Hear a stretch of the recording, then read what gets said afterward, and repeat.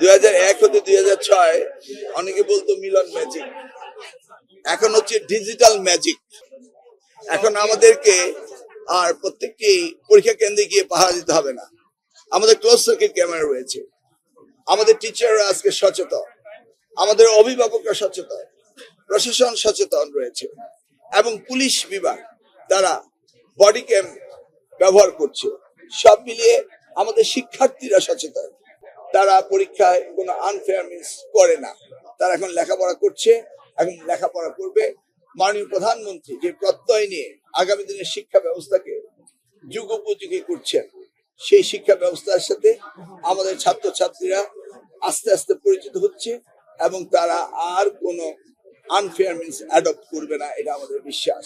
আপনি আজকে দেখবেন ঢাকায় পুলিশ অত্যন্ত অ্যালার্ট, তারা ট্রাফিক জ্যাম যেন না হয় সেজন্য তারা কাজ করছে। অপরদিকে দুর্যোগ ব্যবস্থাপনার জন্য আমাদের নির্দেশ রয়েছে, সেই এলাকায় যেখানে ঘটতে পারে সেখানে তাৎক্ষণিকভাবে সিদ্ধান্ত নেওয়ার জন্য কি কি ব্যবস্থা নেওয়া যেতে পারে সেই ব্যাপারে ইনস্ট্রাকশন দেওয়া আছে এবং সকলেই প্রস্তুত আমরা সুন্দর একটি পরীক্ষা নেওয়ার জন্য। ছয় পড়ার নাম্বারটা এসএসসির পরে এসএসসি বা দাখিলের পরে আলেম, এটা একটা স্বাভাবিক গতি ছিল। অনেক মেয়েরা বিয়ে করে ফেলে, অনেক ছেলেরা কাজে চলে যায়, এগুলি একটি সাধারণ নিয়ম ছিল। কিন্তু এবার এটার রেটটা অনেক বেশি বেড়ে গিয়েছে, কারণ শিক্ষার্থীরা বুঝতে পেরেছে যে লেখাপড়া করতেই হবে পরীক্ষা দিতে হলে। অনেকে এবার প্রস্তুতি নিতে পারেনি বিধায় ভাবছি, তবে আমরা এই বিষয়টি গুরুত্ব দিয়ে দেখবো। ক্লাসরুম এডুকেশন, টিচার্স ট্রেনিং প্রোগ্রামগুলো আমরা বাড়িয়ে দেব, সিলেবাস, কারিকুলাম এবং সময় সবকিছু আমরা সুন্দরভাবে সাজিয়ে যেন আগামী দিনে এই ড্রপ আউট না হয়। এই ড্রপটা আমাদের জন্য একটা বিরাট লক্ষণীয় এবং আমরা এটা নিয়ে গবেষণা করছি। স্থানীয় সরকার নির্বাচনে 4573টি চেয়ারম্যান পজিশন, 493টি হচ্ছে আমাদের নির্বাচন, লোকাল গভর্নমেন্ট চেয়ারম্যান নির্বাচন। এই নির্বাচনে আমি দেখেছি, আমার নিজস্ব অভিজ্ঞতা, অনেক শিক্ষক সেখানে জয়েন করেন। কতজন হতে পারলো সেটা আমি বলছি না, কিন্তু তারা পার্টিসিপেট করেন এ বিগ নাম্বার।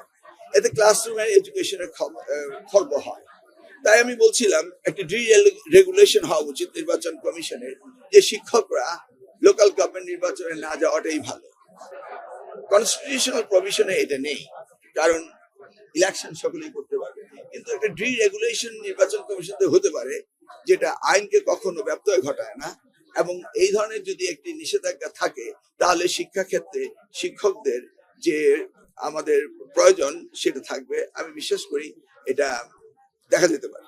এটা ইটস এ কমন থিং যে শিক্ষকরা শিক্ষকতা পেশায় থাকবে এবং নির্বাচন করলে তারা রাজনীতি পেশায় যাবে, কিন্তু দুইটি সাইমultaneously চালালে এই শিক্ষার মান উন্নয়নে ক্ষতিগ্রস্ত হয়।